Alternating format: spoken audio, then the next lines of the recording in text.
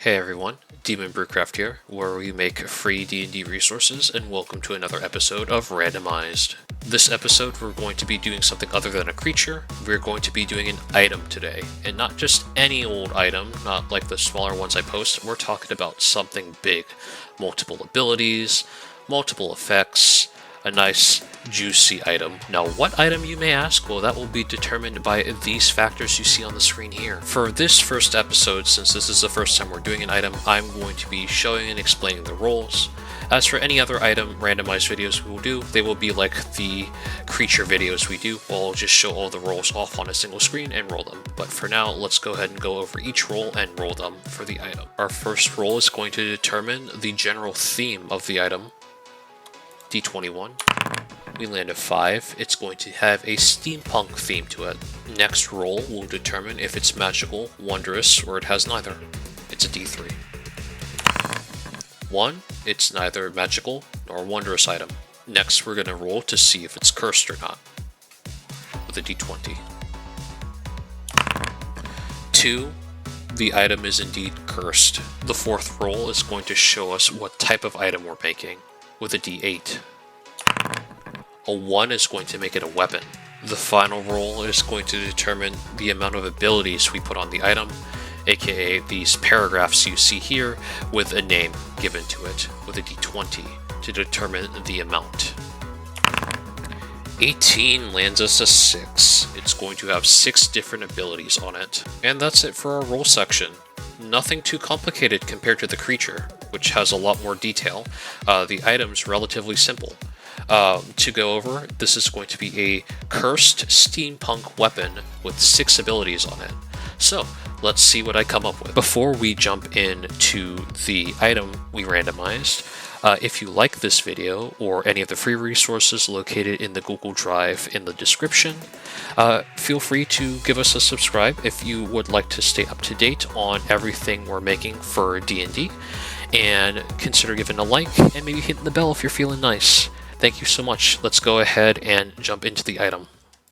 Alrighty, and here's our item, the Chemical Evaporator. Let's go over the details for it. So the Chemical Evaporator is a Greatsword weapon. It is not magical, and it does not require any sort of attunement. You can just pick it up and use it.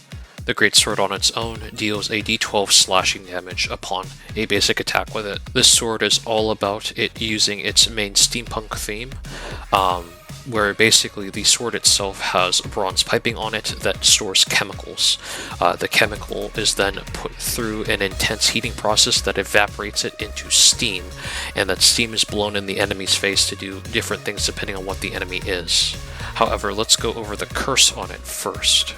So the curse on the Chemical Evaporator is at the beginning of your turn, each round in combat, you must pass a difficulty class 12 Constitution save. If you are successful, your turn goes on as normal. If you fail the save, the steam from the blade blinds you for the rest of the round. With the curse out of the way, we can go ahead and get into the 6 abilities that we have given the weapon. Combative Chem Steam.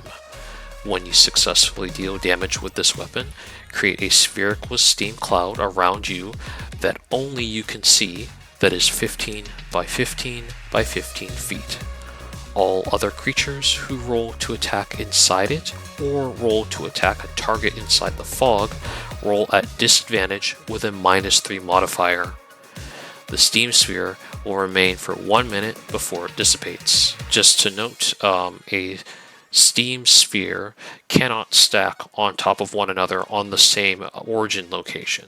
So basically, if you attack and you already have a sphere around you, and you or have already had a sphere originate from the tile you're on, it will not generate another one. But let's say you maybe attack from an adjacent tile instead, even though that there is steam up. If there are new tiles for the steam to claim, it will go ahead and plop a steam cloud down there, if that makes sense.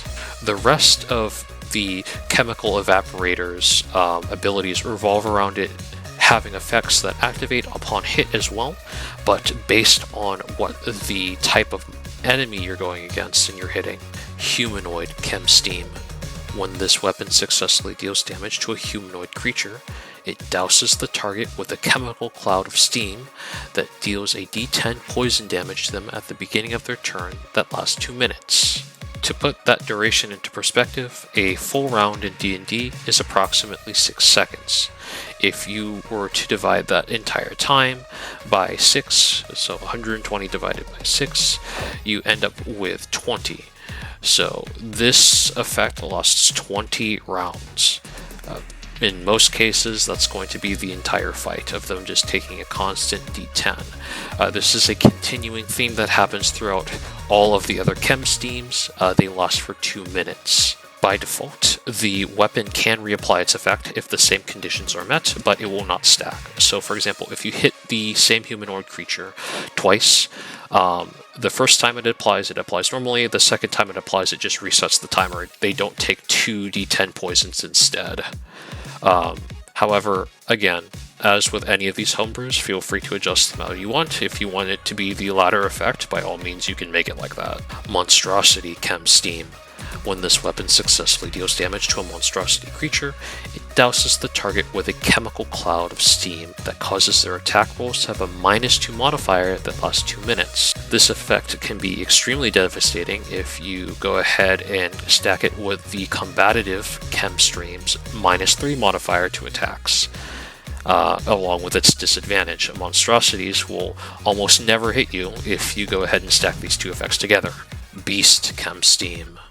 When this weapon successfully deals damage to a beast creature, it douses the target with a chemical cloud of steam that initially deals d5 fire damage, then afflicts the creature with fire vulnerability for 2 minutes.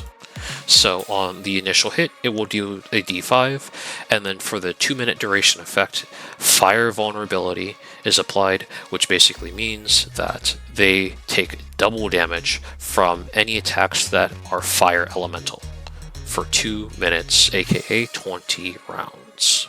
Aberration Chem Steam. When this weapon successfully deals damage to an aberration creature, it douses the target with a chemical cloud of steam that places them under the confusion condition for 2 minutes if they fail a difficulty check 15 Constitution save. Made a quick edit there to go ahead and fix any mistakes that were in some previous paragraphs and put down the confusion condition, which we will go over now since it is a homebrew condition. So the confusion condition. For the duration, on the start of the afflicted's turn, they roll a d2. If they land a 2, their turn plays as normal. If they land a 1, they attack the creature nearest to them, expending speed if they must to reach the nearest target to attack them. Finally, Fey Chem Steam. When this weapon successfully deals damage to a Fey creature, it douses the target with a chemical cloud of steam that lowers all speeds they have by 30 feet for 2 minutes. Pretty self-explanatory, but any speeds that the creature has, be it normal, flying, water, or any other ones that they have that are made, they all decrease by 30 feet for 2 minutes. Of course, this can't really go negative. If it is equal to or less than 30, it's just going to be 0, in which case they cannot move for the duration. That is it for our randomized weapon, the Chemical Evaporator. A good start to a new part in our old series. Relatively speaking old, this channel isn't too old, or this series, but it's something new that we're trying. And it was a little bit lighter to make as well. This didn't take as much work as, say, the creatures we make, especially since the holidays are coming up. I am prepping a 2-part winter special for our next episode, so stay tuned for that. As usual, all of the resources for this can be found in the Google Doc in the description. Please visit it if you want to go ahead and grab these resources for free. Now, if you're feeling this video was a little too short, I don't blame you. If I may, I could interest you on this video on the left. This is a video I did of a new series called Pixel to D&D, where I take things from games and convert them into D&D resources. My very first one came out last week, and it is on a creature known as the Dredge from a game called Dead by Daylight. Whether you play the game or not, I think you would be pretty interested in one if you want to watch it. Until then, see you in the winter special.